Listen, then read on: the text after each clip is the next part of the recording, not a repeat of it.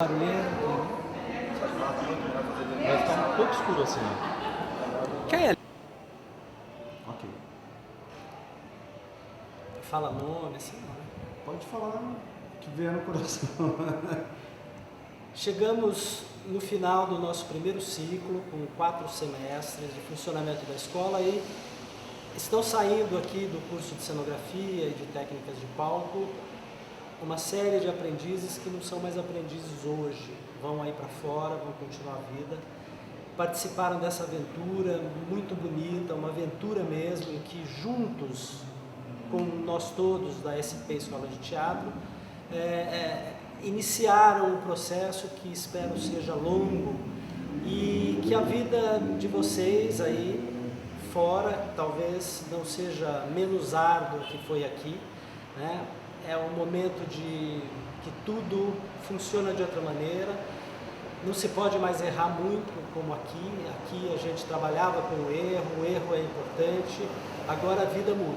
Então eu só quero desejar para vocês todos um universo cenográfico e dos bastidores dos palcos de teatro muito fértil, muito feliz e que vocês tenham um grande sucesso na carreira que se inicia.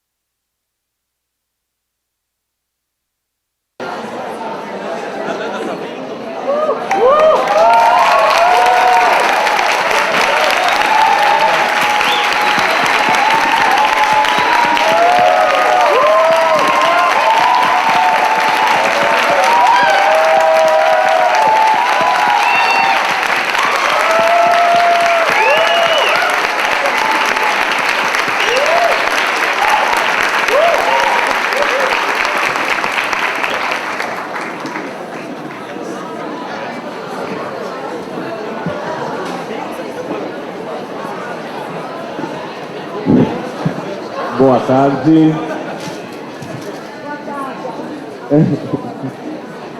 Fernanda, mais uma vez, boa tarde. Nós da SP Escola de Teatro, queremos agradecer a sua presença.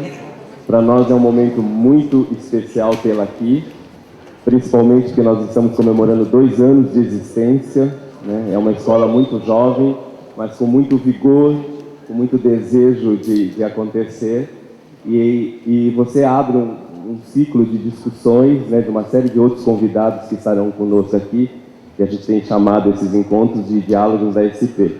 Então, tê-la aqui é mais uma possibilidade de aprendizagem e de troca, né, com um artista que a gente recebe na nossa escola. Muito obrigado. Obrigada a você. Seja bem-vinda. Pelo convite de estar aqui com vocês. Bom, eu fui incumbido de apresentar a Fernanda, que é uma bobagem, né? Eu me exibo há muito tempo, de maneira que... E eu, Raul, Teixeira, Fábio, tivemos o privilégio de trabalhar com ela várias vezes e a gente pensou o seguinte, para não perder tempo, Eu vou levantar uma questão ou duas para a Fernanda começar, e a ideia é que as perguntas que vocês façam sejam encaminhadas para o Joaquim por escrito, e a gente vai fazer uma coisa mais dinâmica na base das perguntas, né? Porque senão nosso tempo é muito curto, infelizmente. Exatamente. A gente só tem uma hora. Bom, é apenas uma primeira visita. Esperamos. Independente do resultado, eu me ofereço a voltar aqui com mais tempo para a gente conversar.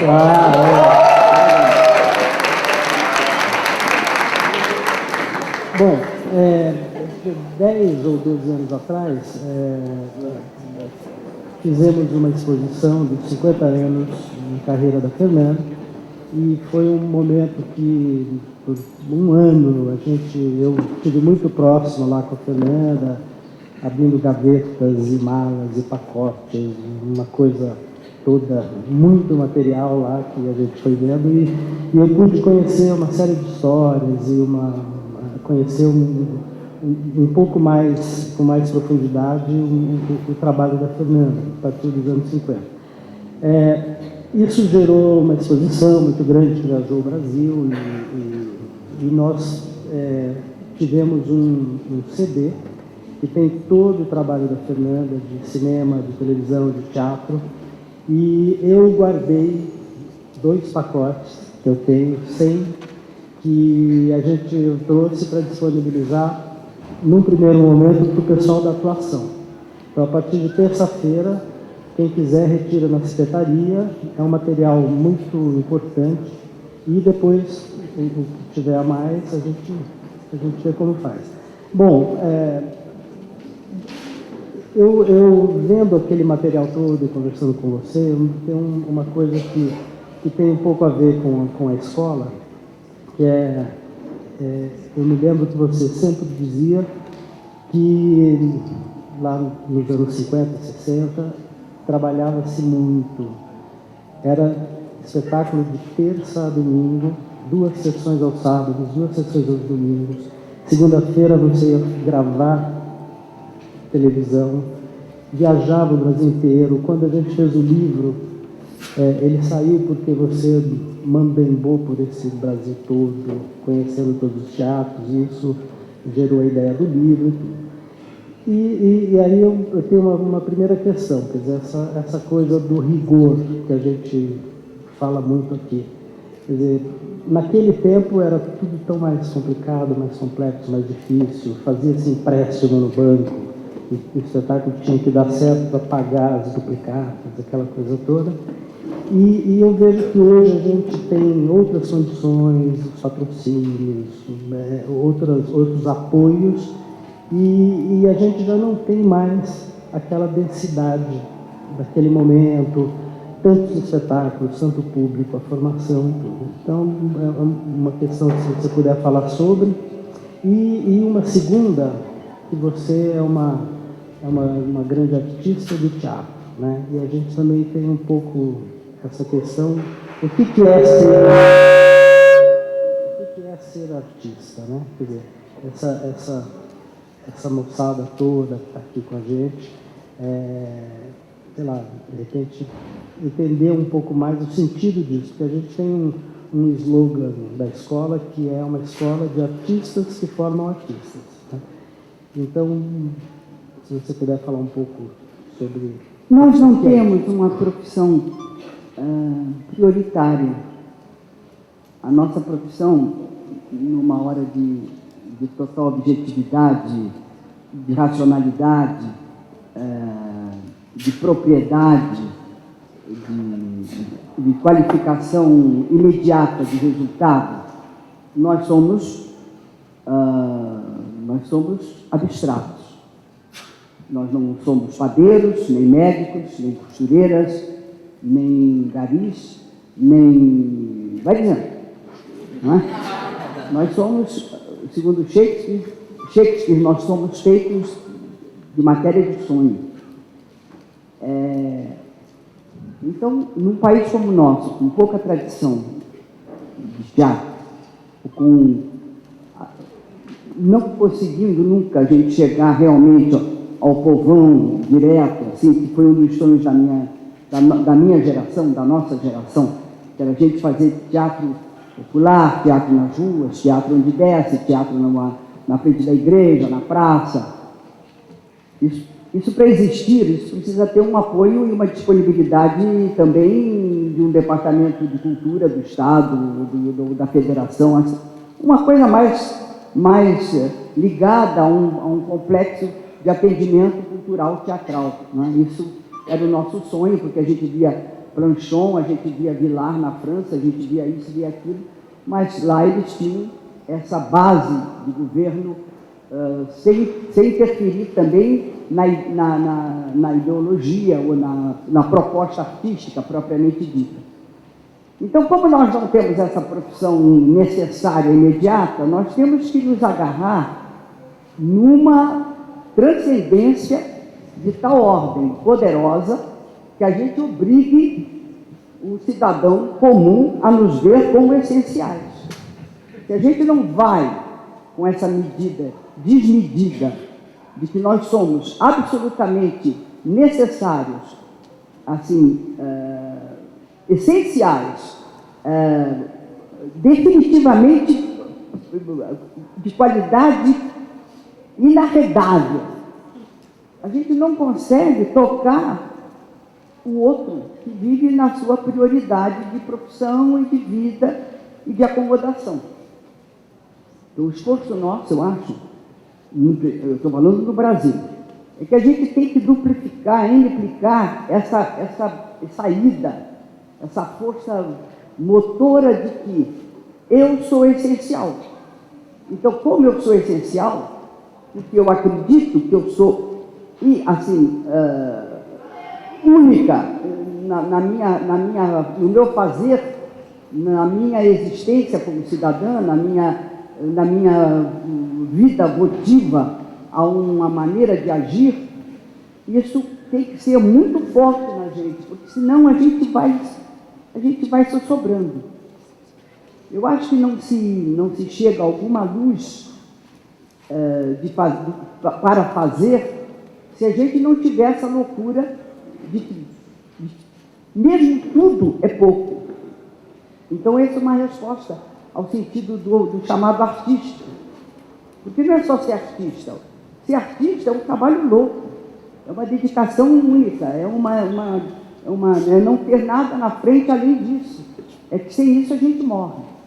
E é sempre que eu digo, quando eu vou a um encontro de jovens que estão dentro do teatro, eu sempre digo, desistam. Primeira coisa, desistam. Agora, se vocês morrerem por não estarem fazendo isso, aí vocês voltem, porque aí vocês vão morrer. Mas não é só uma imagem, não. É verdade. Se você adoecer, se você achar que não existe nada fora do espaço teatral, se você é nada, não tem pai, não tem mãe, não tem marido, não tem mulher, não tem filho, não tem nada. Porque é uma coisa vocacionada de tal ordem, visceral. Não tem como viver sem isso. Aí venham para qualquer função para a qual você possa se adaptar no processo teatral. Porque assim, eu quero ser ator, eu quero ser atriz porque eu vou acabar na televisão. Pode sim acabar na televisão, mas antes de acabar na televisão, é preciso saber que o caminho para chegar mesmo à chamada televisão, você tem que existir como vontade absoluta de estar nesse estado que eu lhe falei, de total criatividade, de total inconformidade, de total desassossego. Nós temos que ser desassossegados. Nunca é o suficiente. Qualquer ato artístico, ele pode, na sua inconformidade, chegar a algo mais. Eu, outro dia, escrevi um bilhete para o Hirsch, dizendo isso, que eu nunca entendi como é que um pintor acaba o quadro dele e assina, depois bota numa moldura. Porque eu, se fosse pintora, eu estaria sempre pintando o mesmo quadro, ou pintando 20 mil quadros, porque sempre posso mudar. Talvez isso seja uma deformação da profissão que eu tenho. Então, essa pergunta eu acho que é fundamental. Eu posso viver sem isso? Mesmo que seja muito difícil, mesmo que seja para viver mal, mesmo que seja para comer um sanduíche por dia, é isso mesmo? Eu vou aguentar isso? Eu vou aguentar uma família inteira contra mim achando que eu fiquei maluca? Ou que eu fiquei maluco? Ou que eu vou ser viado? Ou que eu vou ser prostituta? Ou que eu vou ser viado e prostituto? O garanhão, né? Vai comer muitas mulheres, a mulher vai comer muitos homens. Tem essa fantasia sexual sempre em torno da nossa profissão, que é tida como uma profissão promíscua. Né? A artista sabe como é. Né? Claro, se você dá certo, se você consegue viver da sua profissão, ser independente, não é um artista, vamos respeitá-la, a família tem até orgulho, você fez isso, você fez aquilo. Mas se você não der certo, no sentido do que acham que é dar certo, que é ficar rico, né? Que é piscinas, que é mulheres, que é homens, isso não deu certo. Se você deu certo, quer dizer, se você ganhou dinheiro, se você virou um homem de dinheiro na sua profissão, como se fosse um executivo, a família tem orgulho, né? Eles não dizem mais, mesmo sendo viado, eles não contam isso para todo mundo. Mesmo que você seja uma mulher livre que dê aí para quem quiser, com todo o direito de dar, também tem direito, ele é artista. Não é? Tem direito, é artista. Então, essa alforria, a gente só consegue com total crença de que você é inarredável e imprescindível, mesmo sendo médio, e às vezes até mesmo sendo não tão produtivo, ou não tão o que chamam o artista, né, o artístico. Mesmo que você não chegue lá na lua ou no sol, mesmo que você viva na sombra, mas é ali a sua vida, é ali que você gosta de viver. Então tem muita gente que vem para ser ator, acaba diretor de cena, né? Acaba produtor, acaba numa outra zona, vem o cenógrafo e acaba ator, ou acaba produtor, ou bilheteiro, ou vai dizendo aí, então, qualquer função dentro do espaço chamado teatro. Bom, acho que Bom, tinha uma outra pergunta. Sim. Essa coisa da geração e do rigor no trabalho, na profissão. Eu sou antiga. E eu vi assim, eu tenho na minha vida um panorama, porque vi e também porque fiz. Desde comédia de costume, comédia de situação, né, que no Rio de Janeiro era o forte da Cinelândia, com comediantes extraordinários, tipo Procópio, Jaime Costa, Dercy, a própria Eva Tudor, já estou esquecendo gente, Alda Garrido, Dulcina já era uma outra chave, em seguida havia a geração da Bibi, que também já era uma outra chave, Casarré, são nomes que vocês talvez já nem saibam mais de onde eles vêm, mas foram atores extraordinários, especialistas em comédia de costume, em que a coisa era feita 2 vezes por dia, quinta, sexta e sábado 3 vezes, com ponto, mudando peça toda semana, e era o teatro, como eu digo, do convívio, não é? Aquela coisa de a gente vai ao teatro. O Rio de Janeiro era um grande espaço de teatro do Brasil, que viajava sem parar pelo Brasil todo, ou de Ita, que eram uns navios pequenos que faziam a costa, ou de trem, assim, do Rio para o Rio Grande do Sul, do Rio para até onde desce, que seria Maranhão. Porque também tem um ponto interessante no Brasil. Todas as capitais do Brasil têm teatros com mais de 100 anos, extraordinários. Desde, Pelotas, lá do extremo sul, tem um teatro de 1837, Já representei lá algumas vezes. Então, desde 1837, tem um esplêndido teatro lá no extremo sul. Né? Se você vai para o Maranhão, você tem um teatro extraordinário, todos eles já com... Tem um teatro em João Pessoa, que foi feito por um mascate, um teatro que é uma joia, todo de madeira, não sei se você conhece, não é extraordinário? Um teatro que eu acho que tem 600 lugares. Vocês imaginem isso no século XIX? E a madeira trazida da Rússia. Exatamente. A madeira é Pindirida. Ele é uma joia, gente. Vocês imaginam João Pessoa, em meados do século XIX, um teatro com 600... Não tinha 600 pessoas em João Pessoa. Mas um teatro de 600 pessoas.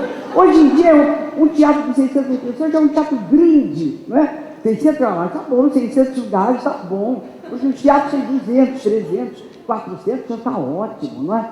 O João Pessoa, um novo, fez um teatro extraordinário, um mascate, com 600 lugares, isso em pleno século XIX.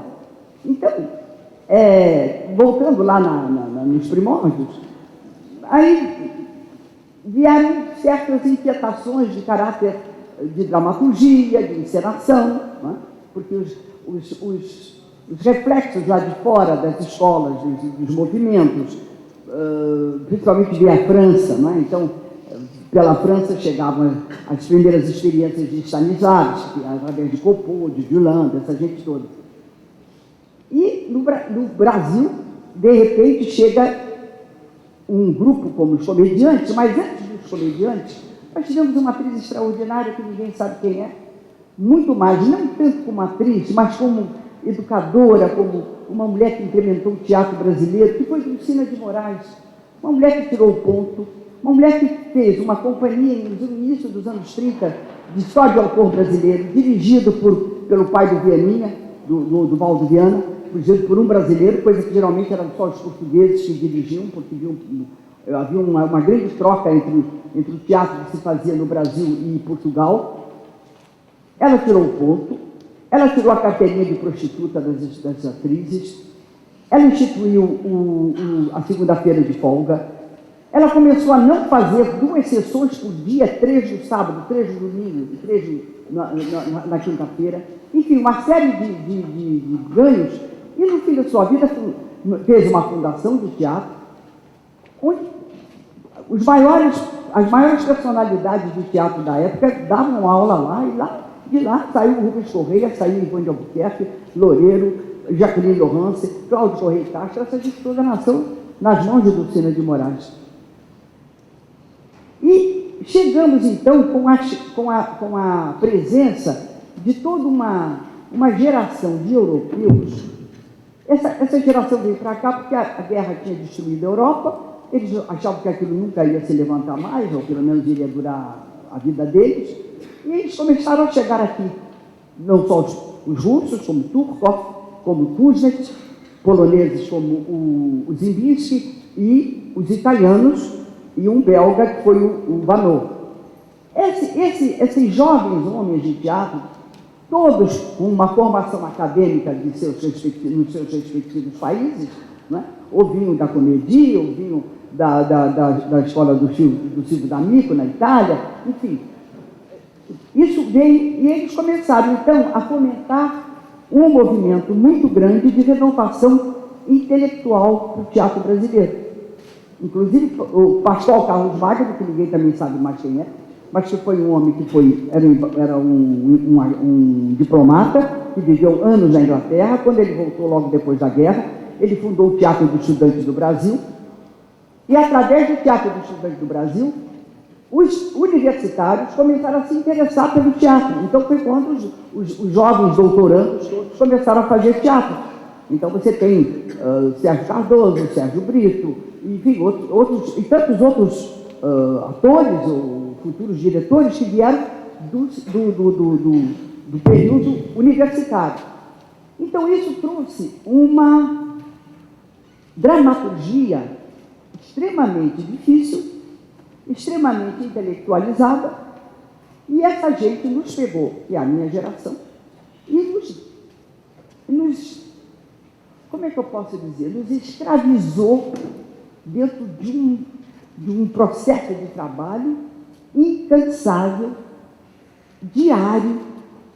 Ninguém, se pudesse, ia para casa, não se tinha casa, porque a gente vivia no teatro ensaiando um espetáculo 12, 14 horas por dia. Mas não é sentado assim, não, é sentado no rabo, sentado, vendo, compreende, prestando atenção, sem piar, não se opinava.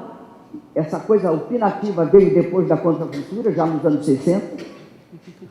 Então, essa escola rígida, severa, sem folga, sem lugar para se pensar em mais nada. Isso nos preparou, através do estruturar, para enfrentar esses textos, porque não tinha esse negócio de vamos cortar porque está muito longo, vamos facilitar o monólogo, não é? Porque hoje facilita-se muito o monólogo. Não, ser ou não ser é muito complicado, vamos dividir para 6 atores. Não é isso?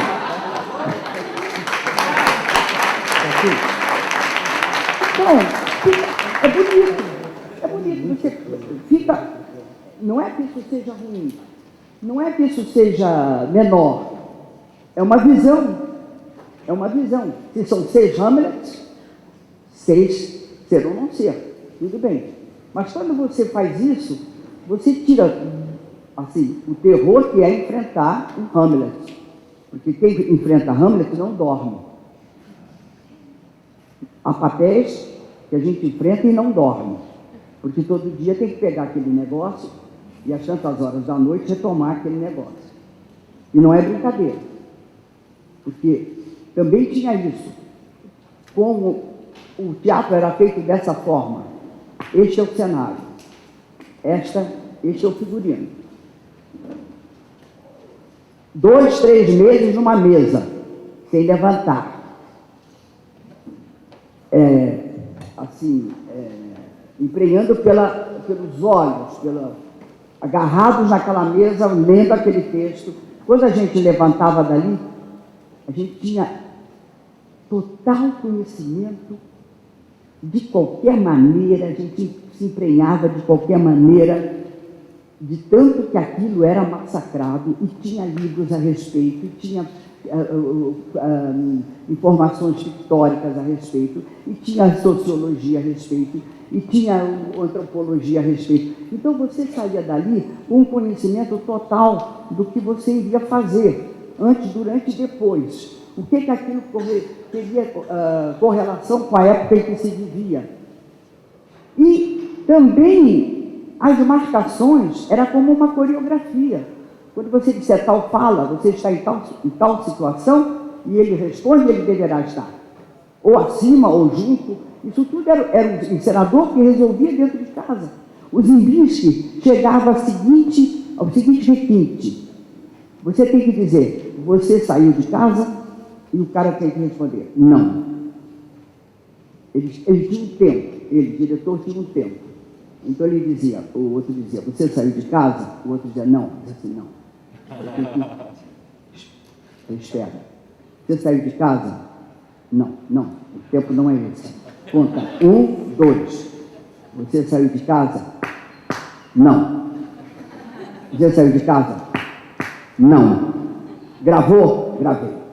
Repete. Entende? Ele chegava a esses requintes para você, porque você não pode responder logo, você não pode responder em cima da bunda da fala, né? Você mal acabou de falar, o outro já está falando em cima. Não ouviu, não retornou a uma solicitação. Então, são pequenas nuances e são pequenas situações, e isso foi uma vida inteira. Uma vida inteira. Até chegarmos à contracultura, até esses estrangeiros todos terem já seus acólitos, seus discípulos, entre os quais eu posso dizer Antunes, Flávio, o Fernando e muitos outros que agora não estou aqui me lembrando. Enfim, todos tinham uma assessoria, todos tinham assistentes brasileiros. E era um aprendizado, era uma escola viva de teatro, e já tendo que ir para a cena, e já tendo que resultar, e já tendo que apanhar da crítica, ou ser exaltado na crítica. Era uma tortura? Era.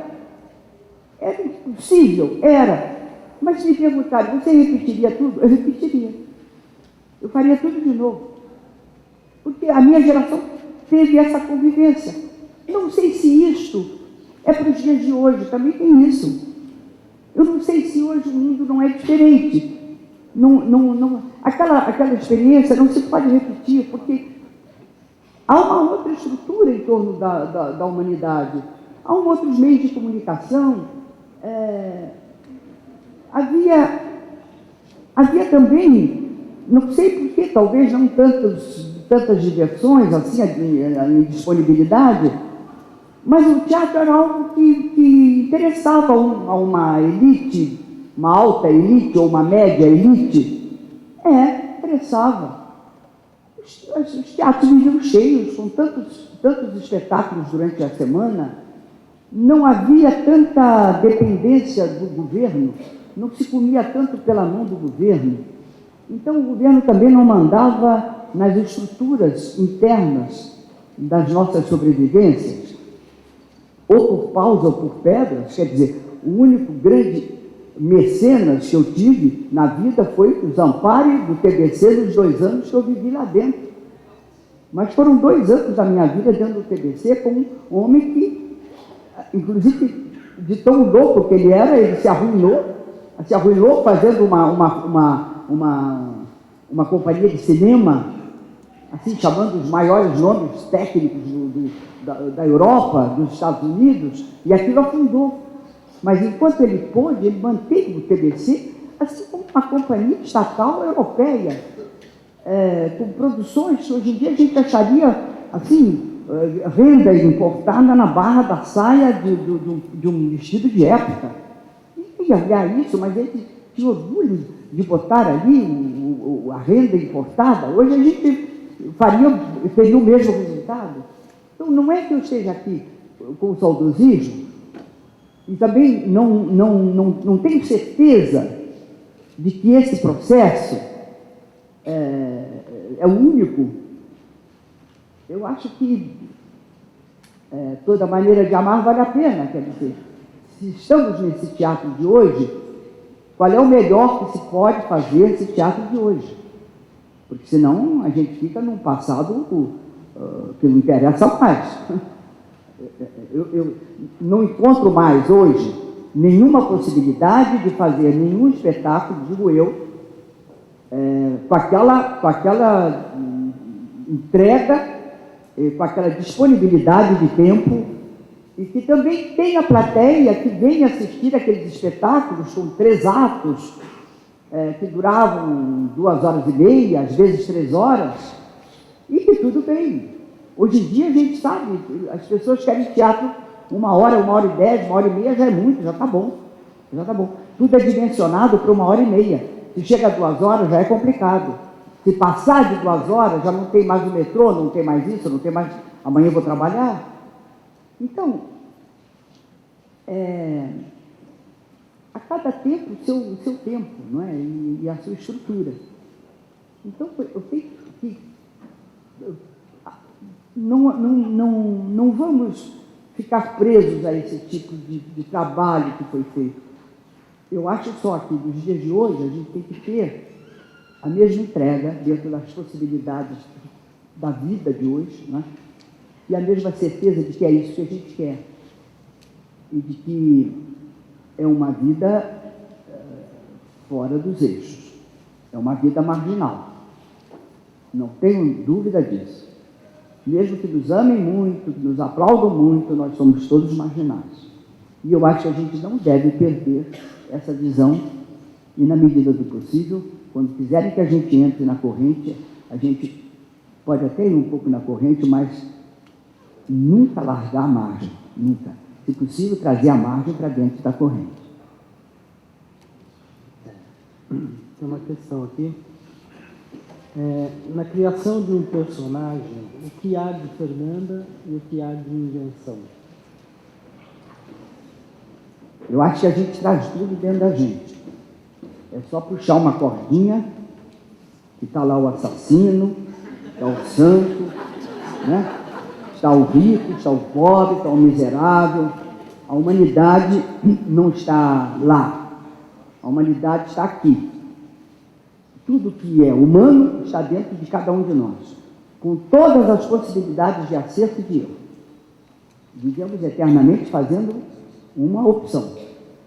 Né? A gente poderia roubar e talvez ter mais do que a gente tem, mas a gente não vai lá. Também pode ser que seja castigado, é verdade. Mas pode ser também que a gente não seja castigado. Né? Então, essas alternâncias, eu posso realmente, sei lá, não preciso comer 3 vezes por dia. Por que eu como 3 vezes por dia? Eu posso pegar 2/3 do que eu como e dar para alguém que não come nem uma vez por dia. Então, às vezes, alguns fazem isso, outros não fazem. Mas isso está dentro de mim, essa dúvida está dentro de mim. Ah, não, eu vou continuar comendo 3 vezes por dia. Não, eu vou continuar comendo 3 vezes por dia. Tudo bem. Mas sempre você pensa, puxa, eu estou comendo muito hoje. Tem gente aí que não está comendo nada. Então, essa dialética dentro da gente está ali, está latente. Se você está nessa profissão que se dispõe a cavucar esse interior, aí você bateu o iago, opa, qual é a parte aqui dentro, né, que eu posso buscar para entregar para o iago, ou pelo menos de que maneira eu posso, vamos dizer, dimensionar, porque eu não tenho aquela dimensão artística do Otelo, né, da peça Otelo, mas o que eu posso buscar dentro de mim que vai me pôr ali? Né? De que maneira pôr isso? Por outro lado, você tem a sua visão, mas tem um encenador que tem que unir com o elenco. Então, muitas vezes, aquilo que você tem de mais certo dentro da sua vida, buscando esse água em você, chega o encenador e diz, não é por aí, pode ser por aqui. Né? Então, também tem essa disponibilidade, não só do seu interior, mas a disponibilidade do grupo e de um organizador do grupo. Essa também é uma outra fase difícil, que é você abrir mão, muitas vezes, de pontos de vista assim, absolutamente certos dentro de si, a favor de uma visão coletiva. Muitas vezes você preferiria ter um outro tipo de ator na sua frente, e ele também gostaria de ter um outro tipo de ator diante dele, e a gente tem que conviver. Então, tudo isso age na criação de um papel. Porque, antes de mais nada, a gente tem uma profissão altamente socializada. Não tem nada mais comunal do que a nossa profissão. A gente precisa do outro para viver, e o outro precisa de você para viver. Então, as suas razões, os seus estímulos, e até mesmo as suas disponibilidades ou a sua possibilidade, ela está sempre em confronto. Né? E daí sai um trabalho duro, exaustivo, às vezes extremamente humilhante, e que a gente convive e que a gente tem que achar uma maneira de se adaptar e de buscar dentro dessas contradições a melhor contribuição que você possa dar da sua sensibilidade.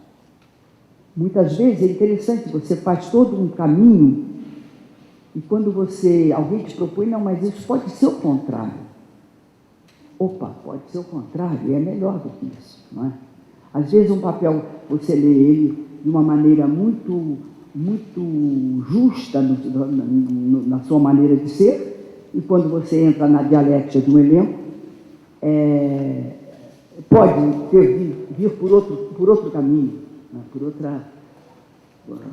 por outra chave. Né? É muito difícil a gente se explicar como se cria personagem, não é fácil. A gente vai apanhando assim, sensibilizações mas é puramente subjetivo. No fundo, é puramente subjetivo. Muito bem. Como você se apropria de um texto? Isso é terrível. Essa é uma das maiores dificuldades que eu tenho,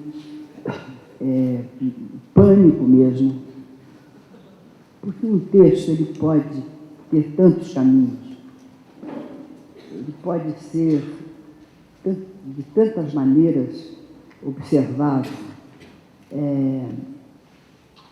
Você pode dizer, eu não vou lá, ou você pode dizer, eu não vou lá, eu não vou lá. Bom, aí já tem um problema, não tem? Se vier assim, eu tenho que dizer assim. Se vier dessa maneira, eu posso dizer, eu não vou lá. Também é uma outra maneira. Então, isso é o meu tormento particular. Eu tenho muita dificuldade de decorar, porque eu não sei decorar a palavra sem estar, ou bem ou mal, assim, definida em alguma situação que me requer aquela resposta com aquelas palavras. Então, se é a palavra, sei lá, eu não falarei definitivamente. Eu não posso dizer, eu não falarei mais. Não, é definitivamente, é diferente. Mais é uma coisa, definitivamente. Entende como é que é? Então, cada palavra tem um peso que se define dramaticamente e que o autor, o poeta, o escritor botou lá aquele negócio, compreende? Você pode dizer, não, mas aqui ele poderia ter escrito outra coisa que daria mais certo, mas o diabo do homem escreveu isso aqui. Se escreveu isso aqui tem uma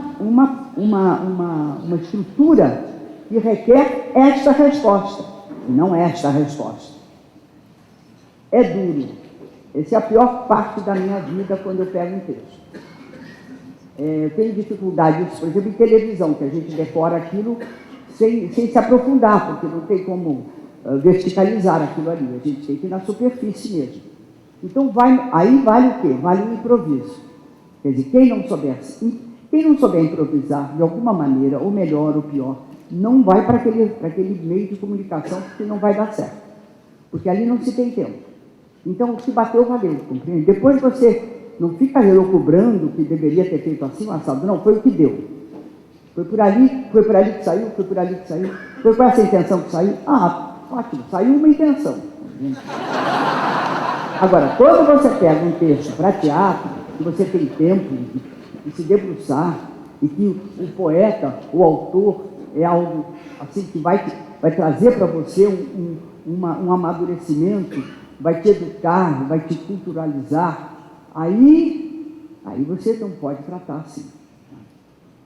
Aí, se apossar do texto, sem que eu saiba aquilo tudo de cor, absolutamente de cor, e eu juro, eu tenho que jurar que aquilo fui eu que escrevi, e não foi ninguém, porque aquilo nasceu de mim, eu não estou bem. Eu sei que eu não estou bem. Eu não durmo direito, não como direito, e eu quero ensaiar. Vamos ensaiar de novo. E vamos mais uma vez ensaiar. Porque é nessa repetição que a gente vai se confundindo até ganhar. Porque a gente tem que ganhar. A gente tem que ir na frente. A gente não pode ir atrás, didatizando. A gente tem que ir na frente e carregando o que vier atrás. Tá entendendo? Para bem ou para mal. Você começou na locução, faz cinema, faz televisão, faz teatro, hoje está fazendo dramaturgia já nas adaptações e está envolvida com educação teatral, de alguma maneira, nos seus encontros com Fernanda, com o trabalho que você vem fazendo. O que dessas atuações todas, como é que você prefere alguma? Todas são fundamentais? Como é que é cada um desses trabalhos?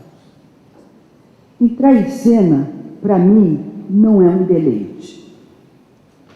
Entrar em cena, para mim, é um tormento, do qual sem o qual eu não sei viver. É uma neurose, talvez. Mas toda noite, entrar em cena, as pessoas saíram de casa, pagaram para te ver. Porque quando é de graça, a gente pressupõe que vai de qualquer maneira, está de graça. Que é errado esse pensamento, mas se pensa assim, não, tá bom, isso está de graça. E aí você tem que dar conta daquilo, né? Mas não é para o outro, dá conta para você, porque você não vive sem o outro. O outro chega e você não pode blefar, você não pode falhar, não para ter uma glória. Você não, puxa, eu estou nessa vida desesperada há 60 anos, então toda noite eu faço meu espetáculo, eu fico que nem uma leoa para entrar em cena, compreende? É agora, sabe? Eu vou enfrentar um leão que vai me comer, eu vou ser queimada viva. Esse é o circo. E, na verdade, é um pouco isso que é a nossa vida, não é? Aquele circo romano continua em nós. Toda noite você tem que ir um dedo para cima, um dedo para baixo, não é? Você vai ser morta por alguém, às vezes cemicamente, porque você não resultou bem, o seu colega ganha, e é uma forma de espada no coração de dois gladiadores lá se gladiando, né? Então, não é um prazer para mim, mas é uma necessidade fundamental, sem a qual eu não sei o que seria de mim. Porque, no fundo, apesar de todos esses anos de extrema dedicação, eu tenho resultados, o teatro me deu resultados também econômicos, porque eu me dividi. Não no teatro, o teatro não me manteria. Eu vou dizer uma coisa a vocês, o teatro não me manteria hoje. Fazendo 3 sessões por semana, em teatros de 400, 300 lugares, com ingressos para estudantes, para terceira idade, para professores, bombeiros, vai dizendo. A gente não tem como viver, é verdade. Então, você se divide, você vai para a televisão, você vai fazer alguma publicidade, desde que não acabe com a tua raça, você vai fazendo outras coisas, né? Mas essa é a nossa profissão. Quando eu digo profissão, não é a profissão de um executivo, eu digo profissão que professa. É da raiz dessa palavra que a gente tem, né? A gente professa. Então, é isso que eu tinha que dizer. Em viver sem tempos mortos, você fica quase imóvel no palco. Como se prepara para fazer esse tipo de monólogo? Esse texto esse é um exemplo. Esse texto não é dramaturgia. Esse texto todo é literário. Esse texto todo foi tirado da obra, não tem nada acrescentado da obra da Simone de Beauvoir. Portanto, eu até acho até que a gente deveria fazer espetáculos assim, de leitura, sentados, sabe? E ler, ou decorar, sei lá, fazer um resumo de Dom Casmurro, por exemplo, e um elenco, decorar e não se mexer, não, só como um raconto, como os aedos da antiguidade, né? Do arcaico do teatro. Isso não quer dizer que fosse só isso, mas isso seria também eu sei que teria público para isso, porque o público gosta que se fale, que se narre uma história, que se conte uma história. Por mais que se invente cenograficamente, por mais que se invente o espetáculo contemporâneo, o homem é o mesmo, ele gosta de ouvir uma história. Talvez por isso, ou mal ou bem, essas novelas têm tanto sucesso, porque ali se conta, da maneira mais perturbada, uma história. Não, porque é perturbado. Reconhecemos que é perturbado. Mas o público acompanha a linha principal. O que acontece nas laterais é só para encher aquela hora de loucura que é escrever um capítulo de 1 hora por dia. Então, mas tem uma historinha central que o público acompanha aquilo. Ele pode ir no banheiro, quando entra um cenário que ele não gosta, e tal, vai lavar a louça, aumenta, porque é meio radiofônico, e vai vivendo. Então, como era um texto totalmente literário, quando o Hirsch veio fazer o espetáculo, eu não me precipitei, eu não disse para ele o que eu tinha na minha cabeça. E começamos a ensaiar, andando, botando turbante, fumando, batendo máquina, enfim, tudo que a gente acha que a Simone fez ou realmente fez, não é? Bebia umas e outras e tal, e tinha sofrimentos, batia a cabeça na parede, tinha angústias, isso tudo representado, isso tudo com histrionismo. Mas toda vez que a gente se mexia em cena, que eu me mexia em cena, o texto ia embora. A coisa mais importante era bater a máquina, ou era fumar, ou era tomar a pinga, mas a importância do que ela estava falando, aquele raconto da vida dela, que se desvia no histrionismo da atriz, que é outro detalhe também que eu acho. Geralmente, quando a gente pega textos que não são de dramaturgia e a gente quer torná-los de dramaturgia, o ator ou a atriz logo se veste da personagem, faz a boca da personagem, o cabelo, e de repente, se você perguntar, mas o que ela está dizendo? O que ele está dizendo? Você não sabe, porque todo o processo histriônico distrai, decompõe aquela vivência literária. Então, teve uma hora que tinha cadeira, tinha que ter uma cadeira. Todo esse tipo de espetáculo de monólogo tem cadeira. O nosso também tem cadeira. Então, tem a cadeira. Senta na cadeira, levanta da cadeira, vai ali, volta, vai, senta na cadeira, levanta, vai ali. Olha, que bom ficar... É melhor ficar sentado na cadeira? É melhor ficar sentada na cadeira. Concordamos todos que era melhor ficar sentada na cadeira. Então, quando você estava na cadeira, a coisa vinha... O acaso sempre teve para mim um sentido muito claro. Pô, disse isso, o cara já está ouvindo o que vai acontecer. Se eu disser, não, realmente, o acaso sempre teve para mim um sentido muito, muito claro. Bom, aí chegamos a outro ponto, que era a divisão das épocas, né? Porque é uma vida ali que vai passando. Então, teria uma música que ia bordando. Opa, então tem uma música que vai me dar um mood aqui, né? Aí um dia o Hirsch chegou e disse assim, não vai ter música. Não vai ter música? Não vai ter música. E aí? Você se vire. Tá bom. Vou me virar aqui. Mais um terror lá na hora de cena, quando tiver que entrar para o espetáculo, porque tem tempos, né? Tem respiros para poder aquilo não ficar embolotado no cérebro do espectador que tem que acompanhar aquela história da mulher. Então, tem que ficar sentada, tem que ficar sentada. As pernas, posso cruzar as pernas? Não, não pode. Você tem que cruzar as pernas assim. Tá bom, então, se fizer isso, já tem outra conotação, né? Porque, então, as pernas não são cruzadas. E as mãos, aqui, aqui, aqui, aqui, aqui. Tem uma hora que faz assim, parece que tem 4 metros de você.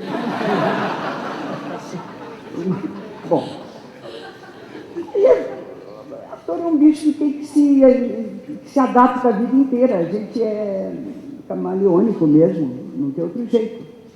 Então, tá bom. Não é confortável, mas tá bom. Bom, Nosso tempo está terminando. Eu tinha feito uma outra pergunta, que eu acho que eu não respondi ainda sobre... A pergunta passada, você tinha feito 2 perguntas. Uma foi que eu falei, que eu respondi. Bom, Não, a outra, acho que falou aquela do rigor, não. acho que eu respondi Não me tudo. lembro. Não, eu sei que a Carmen está aí já. Ah, mas sim, não, já me claro. lembrei. Do que eu gostaria de fazer mesmo hoje, eu acho que é me dedicar a fazer essa experiência, que eu já fiz bastante, com um resultado interessante, que é o que se faz hoje pouco, que eu acho que é uma deficiência da nova geração, com licença dos jovens atores e personagens de teatro, personalidades de teatro, ou futuros técnicos de teatro. Há um adestramento muito grande fisicamente, não é? Dançam, cantam, enfim, tem um domínio físico extraordinário. Mas quando falam, são vozes, não sei por que razão, angelicais. Falam muito na vertical. São vozes que não passam pela alma, compreende? Não passam pelo plexo, não passa pelo coração, não passa pela barriga, não passa pelo ventre, não passa pela bunda, não passa pelas costas, compreende? Não é fazer vozes, não é isso, não. É justamente centrar a que horas você usa uma voz que sirva um personagem leve, ou a que horas você tem que usar o seu instrumento para algo mais sofrido, mais reflexivo, mais angustiante, ou até mais calmo, mais centralizado, mais apaziguado, né?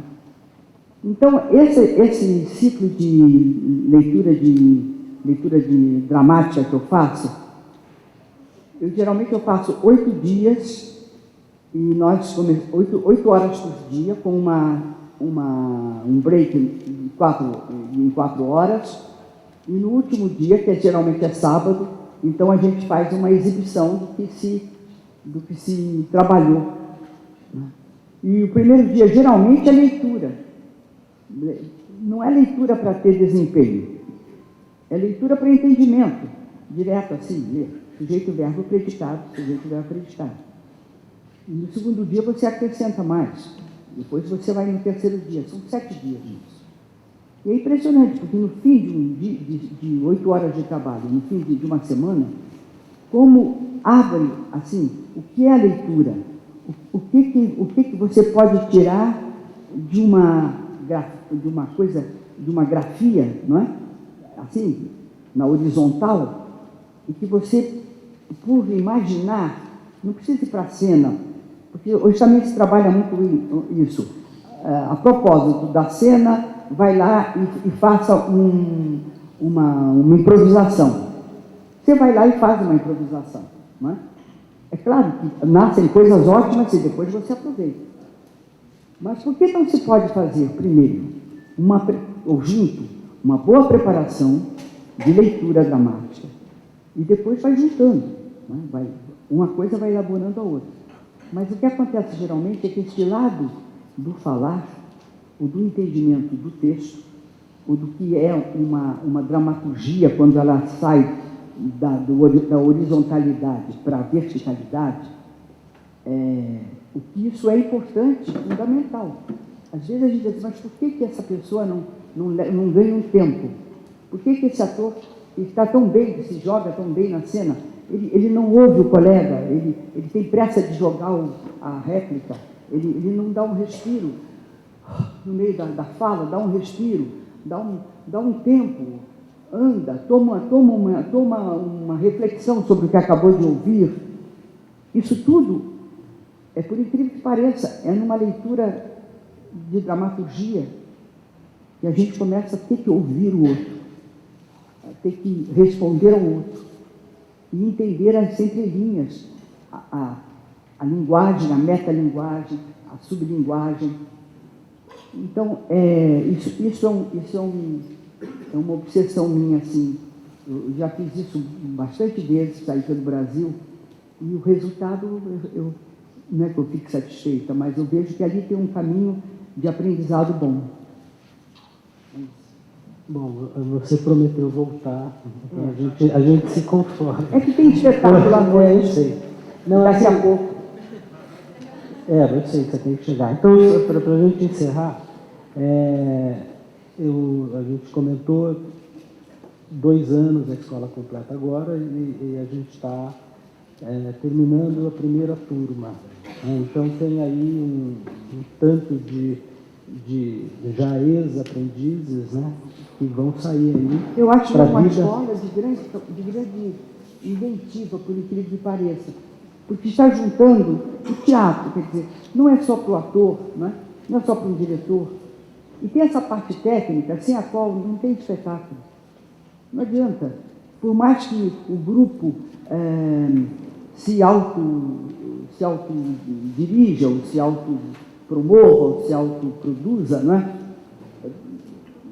Mesmo se é um elenco só de atores, ou se não sei, esse elemento tem que saber como funciona a caixa de um teatro, como é a escolha de uma música, como é que a sonoplastia pode enriquecer um espetáculo, como é que um bom diretor de cena, mesmo sendo do grupo, pode vir e solucionar, às vezes, coisas impossíveis de serem, aparentemente, de serem solucionadas. Então, esse conjunto de trabalho, que é, na verdade, a caixa de um teatro, seja ele de uma companhia mais tradicional, que tem lá os seus contrarregras, e tem isso, e também dos grupos, que alguém tem que fazer aquele trabalho, alguém tem que, junto com o jogo cênico, servir também a cena. Eu fiquei muito feliz e estou muito surpreendida pelo número de participantes que a escola já tem, e morro de inveja. Então,